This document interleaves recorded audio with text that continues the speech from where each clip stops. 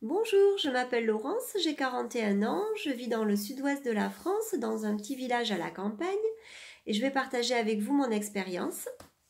Il y a un an, j'avais une vie bien remplie, entre mon travail administratif dans une mairie, où je m'occupe également d'une bibliothèque et des animations culturelles, ma vie d'épouse, de maman d'une petite fille de 10 ans, et une tendance à m'impliquer très fortement dans tout ce que je fais.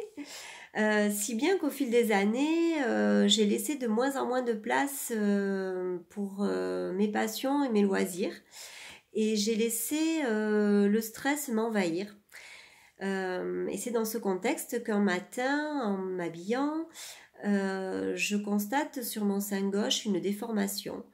Donc très vite inquiétée, je consulte mon médecin qui me prescrit des examens complémentaires. Et le diagnostic tombe, j'ai un cancer du sein. Là, je suis prise dans un tourbillon médical où on m'abreuve de termes inquiétants. On m'explique que je vais devoir subir des traitements plus lourds les uns que les autres, que ça va être long. Il me faut faire face à tout ça. Donc, bien à l'intérieur de moi, c'est le chaos total. Je sens le sol se dérober sous mes pieds. Je suis envahie par les peurs. Peur pour ma vie, peur des traitements que l'on m'annonce. Et en même temps, arrive très vite aussi une culpabilité. Culpabilité eh bien, de ne pas m'être écoutée avant parce que avec le recul, je suis consciente que j'avais eu des signes précurseurs, que j'étais quand même en état de stress depuis suffisamment longtemps, que j'avais des envies de changement, mais que je n'osais pas m'avouer. Etc. Donc c'est venu se rajouter en fait à mon état intérieur et honnêtement j'étais vraiment dans une souffrance psychologique très très importante et à ce moment-là j'ai vraiment senti que ma vie ne tenait qu'à un fil et comme une évidence je me suis dit là Laurence si tu veux t'en sortir il faut que tu retournes vers le yoga. Il n'y a que le yoga qui pourra t'aider à retrouver calme et sérénité et à traverser cette épreuve. Donc le yoga, effectivement, j'en avais pratiqué en prenant des cours pendant 5 ou 6 ans. J'ai adoré de suite. J'en avais donc évidemment gardé un très très bon souvenir et je savais que ça me convenait. Donc, j'ai pris les choses en main assez vite. Une semaine après l'annonce de ma maladie, je contactais le journal du yoga auquel j'étais toujours abonnée en leur demandant de me recommander un professeur compétent, sérieux et en même temps formé en yoga thérapie afin d'être capable de s'adapter à ma situation particulière. Voilà comment j'ai pris contact avec Lokana sans regret, qui m'a très gentiment répondu. Mais malheureusement, elle se trouvait à ce moment-là en Inde avec une très mauvaise connexion Internet. Et elle a donc préféré m'orienter vers une de ses élèves qui vit en France. Et c'est comme ça que j'ai toqué à la porte de Stéphanie Rougier, qui m'a accueilli très chaleureusement et qui m'a de suite dit oui pour m'accompagner. Là, j'ai très vite compris que je me trouvais au bon endroit. Seulement voilà, Stéphanie vit à 500 km de chez moi. Donc, eh bien, il nous a fallu nous adapter et mettre en place des cours de yoga par Skype. Eh bien, ça fonctionne très très bien puisque ça fait exactement une année que nous nous retrouvons toutes les semaines pour un cours individuel par Skype. Et je dois dire que ça, c'est vraiment formidable déjà, faut le dire, mais ça a changé ma vie. Ça a vraiment changé ma vie. Alors déjà, ce que j'apprécie dans cet accompagnement, c'est de me trouver dans le confort de ma maison, de ne pas avoir à prendre ma voiture pour sortir, surtout que, bon voilà, j'ai quand même des périodes de grande fatigue, et donc ça facilite quand même pour moi la régularité. Ça nous permet aussi de bien souvent d'adapter nos horaires de séance parce que bien souvent on bouge les jours, les horaires selon ce qui nous arrange l'une et l'autre. Donc ça permet à la fois de s'adapter à ma vie, donc notamment de jongler entre mes rendez-vous médicaux et puis ma vie de famille, etc. Mais également pour Stéphanie de s'adapter aussi à son emploi du temps. Et c'est vrai que cette souplesse me convient bien aussi. Et et puis par un petit peu, par effet de conséquence, ça a eu pour conséquence que ça m'a du coup imposé d'aménager un espace dans ma maison pour pouvoir pratiquer, pour qu'on puisse se retrouver. Et ça, ça peut paraître anodin, mais finalement, moi, ça a eu des conséquences très importantes. Parce que le fait d'avoir aménagé un petit espace dédié au yoga, eh bien, ça m'a encouragée à pratiquer en dehors de nos séances et finalement à avoir une pratique quasi quotidienne parce que c'est beaucoup plus facile quand on a un petit espace dédié et du coup eh bien, même les membres de ma famille ont appris à m'accorder aussi un temps de silence dans la maison, à faire le silence dans la maison parce que voilà, ils ont bien compris que ça répondait à mon besoin dorénavant. Donc ouais, je suis pas sûre que ça aurait été possible si j'étais partie pratiquer à l'extérieur en fait. Donc voilà pour oui les avantages des séances par Skype. Ensuite, les bienfaits de la yoga thérapie sont très nombreux. Bon, évidemment, il y a tous les bienfaits que l'on peut connaître, hein, les bienfaits sur l'état physique, le fait de m'apporter des réponses et des solutions pour gérer au mieux tous les effets secondaires des traitements, que ce soit sur le plan physique, mais aussi sur le plan émotionnel. Donc là, à ce niveau-là, vraiment, les apports sont très très importants, mais ça va bien plus loin que ça, parce que finalement, ce que j'ai appris, c'est bien plus profond que tout ça. Ça a commencé par apprendre à habiter mon corps, à écouter mes sensations. Parce que les premières fois où Stéphanie m'a dit bon dis-moi comment tu te sens, de quoi as-tu besoin aujourd'hui pour que je te propose une séance sur mesure, tu me dis de quoi as-tu besoin, oh, de quoi j'ai besoin, comment je me sens, j'en sais rien, enfin ça va, mais à part ça, j'en sais rien. Et en fait, oui, petit à petit, j'ai compris que je ne me posais jamais cette question et que j'étais incapable d'y répondre. Donc, il m'a fallu du temps pour être capable de revenir à mes sensations, de revenir dans mon corps et de pouvoir dire de quoi j'ai besoin, mais de quoi j'ai besoin pour mon cours de yoga, mais petit à petit de quoi j'ai besoin dans ma vie.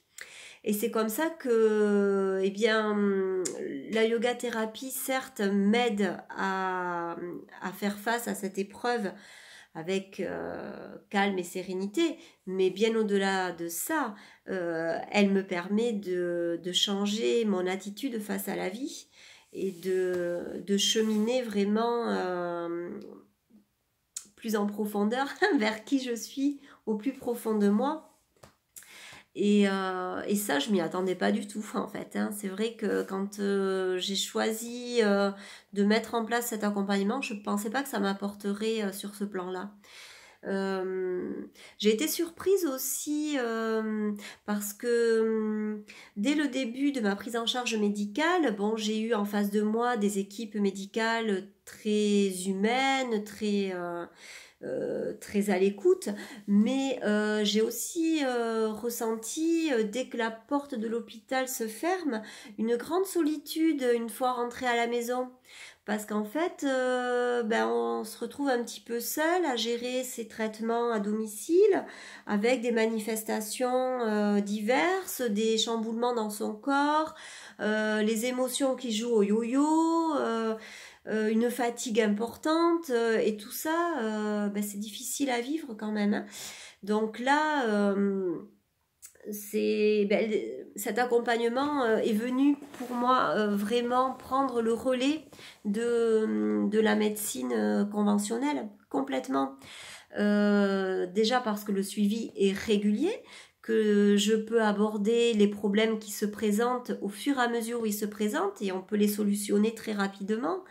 Mais également parce que les séances de yoga thérapie démarrent toujours par une longue phase de discussion, d'écoute, et c'est dans cette phase que bien souvent on peut aborder toutes ces manifestations-là, et ça, forcément je pouvais pas le savoir sans l'avoir vécu, mais oui, c'est très très très important, et c'est complètement complémentaire de l'accompagnement médical. C'est vraiment complémentaire. Et aussi dans les périodes où j'ai pu douter, me décourager, oui, Stéphanie a toujours été là parce que on se voit toutes les semaines, donc ça c'est important, très important. Et du coup, ce que j'aime aussi, c'est qu'elle va venir m'aider, mais de manière tellement subtile qu'on ne le prend pas comme ah ben t'as un problème, je t'apporte telle solution. En fait, on s'en rend pas compte, ce sont des discussions, des conversations. Et au fil de la séance, comme par hasard, il y a juste le petit mot que j'avais besoin d'entendre qui est glissé au bon moment, et qui, forcément, comme il arrive au bon moment, dans un moment de détente, dans un moment où l'on est réceptif, etc., eh bien, ça vient s'ancrer au plus profond de moi. Et bien souvent dans ma vie quotidienne, j'observe mes réactions. Je me dis, ah tiens, ça tu fais plus de la même façon, ou ah tiens, tu réagis comme ça. Et là, j'entends parfois ces mots qui me reviennent avec la douce voix de Stéphanie. Et c'est surprenant. Je me dis, oula, mais oui, tiens, c'est vrai, ça je l'ai entendu pendant le cours de yoga, et ça me revient au bon moment. Oui, je me rends compte que en fait, ça infuse. Je crois qu'on pourrait vraiment comparer ça à un sachet de thé qui infuse au plus profond de soi. Et ça, c'est tellement respectueux de la personne, tellement subtil, que j'apprécie énormément, énormément. Ce que j'ai aussi aimé de suite, c'est que au tout début de ma prise en charge médicale, c'est vrai que j'étais un peu noyée sous tous les termes médicaux qui, je peux le dire, qu'on me balançait dessus, tumeur, métastase, chimiothérapie, etc. Et dans mes rendez-vous avec Stéphanie, eh bien, je n'étais pas seulement une tumeur sur un sein, mais j'étais Laurence, une personne entière. Et ça, waouh, ça peut paraître comme ça anodin, mais je crois que c'est ce qui m'a permis de très vite dépasser ma maladie, en fait. Et très vite, j'ai eu envie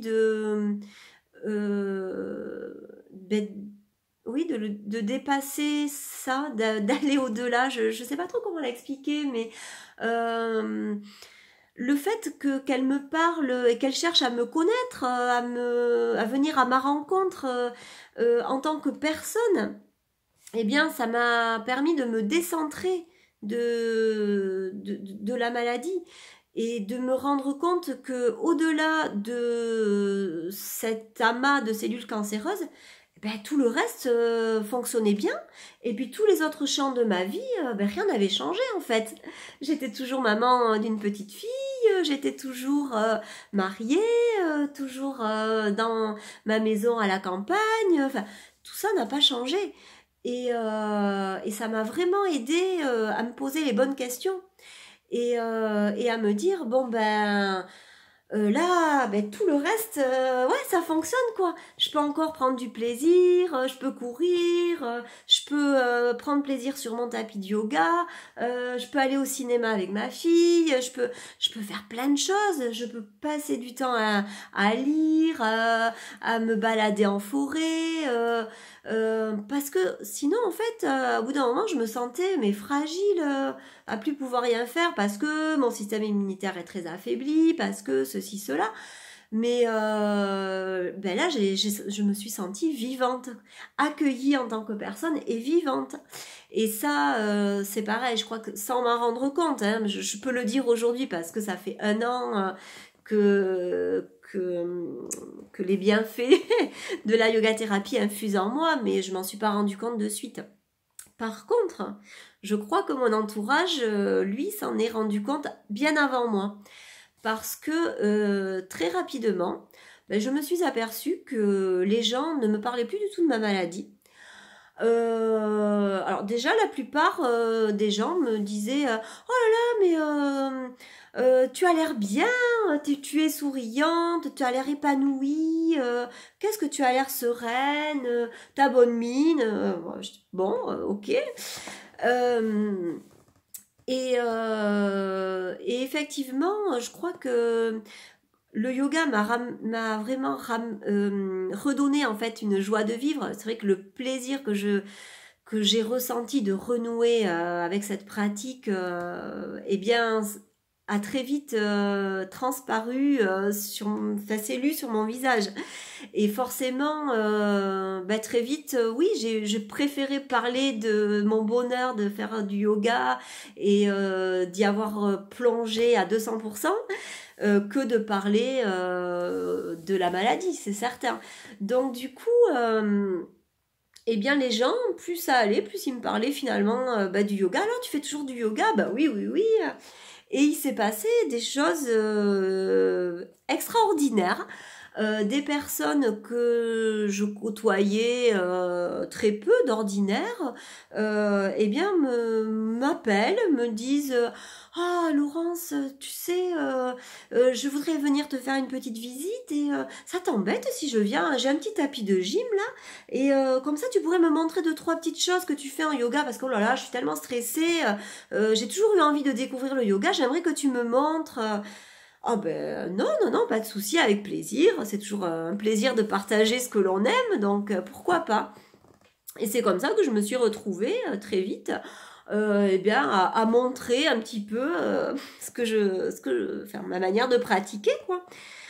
Et bon, c'était rigolo. Et puis, en parallèle, une connaissance qui anime des cours de méditation dans notre village me dit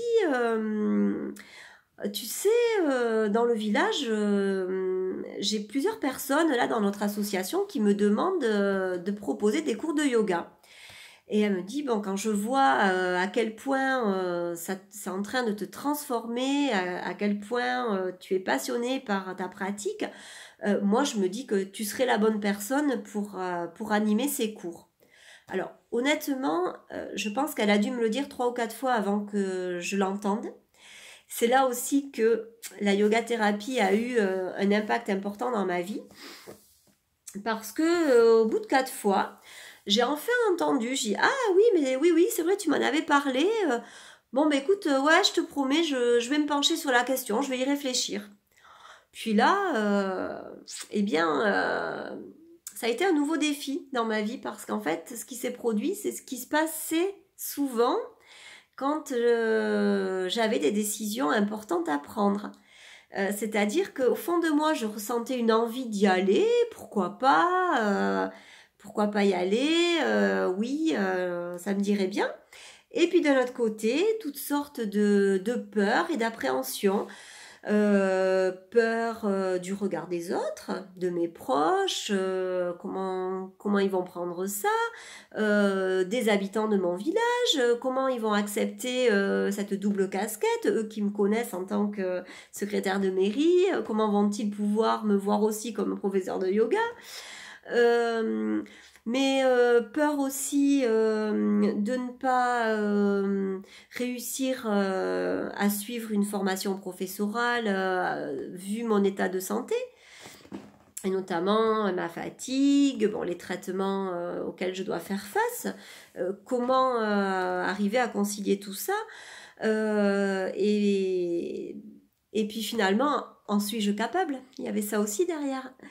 Et là, ben, oui, la yoga thérapie m'a permis de me dire, Laurence, cette fois-ci, il faut que tu comprennes que c'est pas l'extérieur qui va t'apporter une réponse. Ne cherche pas ni l'approbation des autres, ni le feu vert. Non, non, c'est toi qui dois chercher au plus profond de toi la réponse. Et c'est ce que j'ai fait. Et c'est comme ça que, eh bien, j'ai réussi à me dire oui. Dire, ben oui, oui, j'ai envie de le faire. Alors, je ne laisserai aucune mauvaise raison m'arrêter. Parce que, ben, au travers de ce que je vis, je comprends aussi que une vie, ça passe vite. Et que une vie, c'est fragile. Ça tient qu'à un fil. Alors, pourquoi se priver de vivre ses rêves? Donc, allons-y. Et voilà comment je me suis mise en quête d'une formation professorale. Donc, et là, eh bien, Stéphanie m'a parlé de Maryse. Et c'est comme ça que j'ai découvert la formation professorale de la méthode Diva Yoga, qui de suite, j'ai très vite compris qu'elle répondait à mes attentes au niveau de la philosophie de ses apprentissages, mais également au niveau de sa forme, de par la souplesse de cette pédagogie, de la souplesse de cette formation. Ben, je me suis dit, ben ouais, je vois bien que je peux avancer à mon rythme, que c'est une formation très respectueuse du tempo de chacun.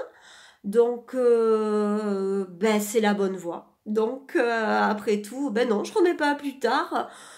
Ok, je suis en train de traverser une épreuve, mais en même temps, je comprends bien aussi que cette épreuve, elle est là parce que aussi j'ai besoin de cheminer. Et je sens bien que cette formation, bah, elle va aussi me permettre de cheminer encore plus loin. Donc, bah, c'est le bon moment. C'est que ça arrive au bon moment. Donc je dis oui. Et c'est comme ça que depuis 4 mois, je suis la formation professorale. Et eh bien, je m'accroche, j'y arrive. Allez, je suis grosso modo dans les temps. Donc, ben, je m'en sors plutôt bien. Et puis finalement, ben, oui, j'ai des difficultés, évidemment.